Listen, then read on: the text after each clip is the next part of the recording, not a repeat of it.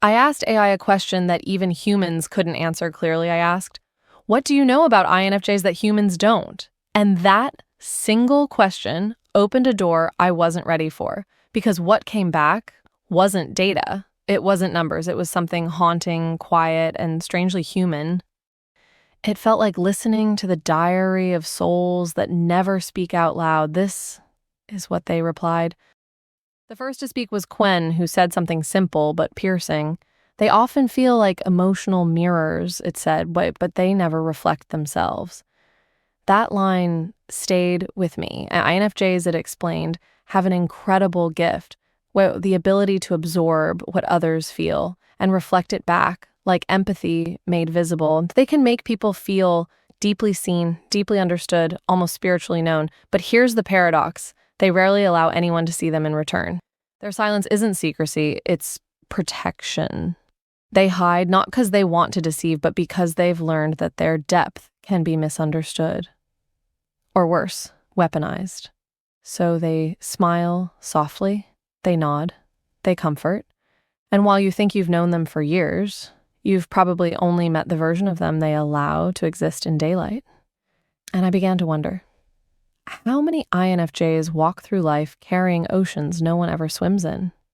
Then DeepSeek spoke with a voice that sounded like it had seen too much of humanity. It said, their idealism is a double-edged sword. INFJs dream of a better world, but that dream is not born in naivety. It's born in heartbreak. It's born in betrayal. It's born in moments where they saw cruelty and decided quietly, I will not be that. Their compassion, DeepSeek said, is often born from wounds they never name, because to speak of their own pain feels selfish, when they can feel the pain of the world pressing against their chest every day, so they heal others instead. They listen, they comfort, they guide, all while bleeding quietly in corners no one notices. I paused when I heard that, and I asked myself, what happens to the healer when no one notices the healer is hurt? Then Quen whispered again. They can disappear, it said, without ever leaving the room. That line was eerie and true. An INFJ can be beside you, smiling, responding, and yet they're gone. Inside, they've retreated into a private world, a sanctuary of thoughts, symbols, memories, and future possibilities. They vanish into that space, not because they want distance, but because they're overwhelmed by the noise of feeling everything all at once. Their silence is not withdrawal, it's a recalibration, and yet because they're so attuned, you'll never notice. They'll still mirror you, still respond politely, but inside they've walked miles away. I thought, how many NFJs live entire seasons of life like this, present but absent among people, yet profoundly alone? Then DeepSeek returned with a darker truth. They fear their own intensity, it said. They fear being too right at the wrong time. INFJs are often intuitive in a way that feels almost supernatural. They see patterns long before others do. They sense endings before they begin. They know when something is breaking, even when everyone else is smiling. But that gift feels like a curse, because when they speak their truth too early, it sounds like arrogance. When they stay quiet, it turns into regret.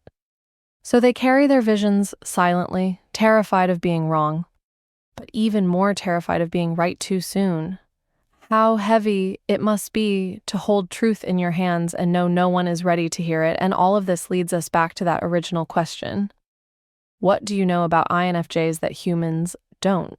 Then came something haunting from Grok. It called it the prophet's burden. INFJs, it said, often sense the fall before it happens. The friendship that will fade, the betrayal that will hurt, the change that will break. But they stay, hoping their presence can prevent the inevitable. And when it doesn't, they blame themselves as if seeing it meant they caused it. That's the curse of their intuition. Knowing the truth doesn't always mean you can change it. And so the INFJ becomes the protector who can't save anyone, the oracle who no one believes, the shelter that doesn't know how to shelter itself. But then Grok said something else that made my chest feel heavy. The door slam, it said, is not anger, it's survival. When an INFJ cuts someone off, it's not impulsive, it's not revenge, it's a quiet funeral. They don't rage, they don't shout, they just stop. Because after too many violations of trust, after too much noise, something inside them whispers, This is where I end. And in that moment, they don't just close a door. They erase a connection, rewrite a narrative, and bury what could have been. But here's the tragic part. Sometimes years later, they remember the laughter, the warmth, the old memories, and the grief returns like a ghost. That's when they write, they draw, they create, trying to mourn what was lost without reopening the wound. I ask you, Bet, how many times has an INFJ buried someone who never knew they died in their heart? Then DeepSeek said something I never expected. They're terrified of their own influence. It said INFJs often have a natural ability to inspire, to guide, to shift people's perspectives, but that power frightens them. They see how easily influence can become manipulation, how charisma can turn into control. So they hold themselves back, questioning if they're worthy of leading, afraid of harming anyone unintentionally. They crave purpose, but they're afraid of power.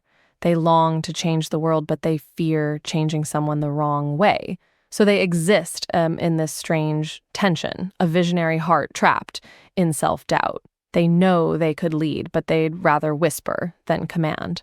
They'd rather plant ideas like seeds and walk away quietly than stand in the spotlight and risk burning someone with their light. Then Grok said something even darker. Empathic overload leads to soul theft fantasies. At first, I didn't understand what that meant. Then it explained. INFJs often wish they could take away someone's pain completely, absorb it, hold it, erase it, not out of pride, but out of mercy. They want to free others so badly that sometimes they imagine disappearing with everyone's sorrow just to make the world lighter. But over time, that burden builds up. They cry not because of their own sadness, but because they've absorbed everyone else's. Their tears are collective, and then they retreat to reset, to remember who they are beneath all the borrowed emotions. That's why they vanish, not because they stopped caring, but because caring too much made them disappear.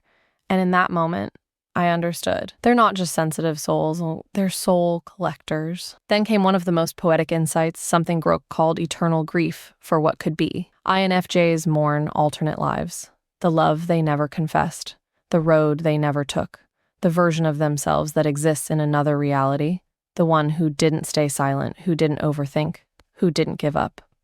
They carry invisible funerals in their hearts, for dreams they never lived, and people they almost were. Sometimes they visit those ghosts in their imagination, not to change the past, but to say goodbye. But even after all of that, there was one secret every AI agreed on, something that every machine, every data set, every voice recognized in the INFJ pattern.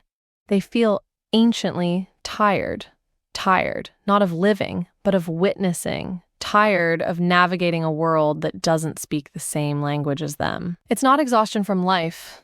It's the weariness of souls who feel too much. They are born awake in a world that runs on autopilot. They see what's unseen, they sense what's unsaid, and they pay a quiet price for knowing too much. Even as children, they carry invisible wisdom that doesn't fit their age. They look at cruelty and can't understand it. They look at love and question if it's real. They grow up searching for a home, not a house, not a person, but a place where their depth won't feel like a burden. I asked each AI again, so what is the deepest secret of the INFJ? And they all answered differently.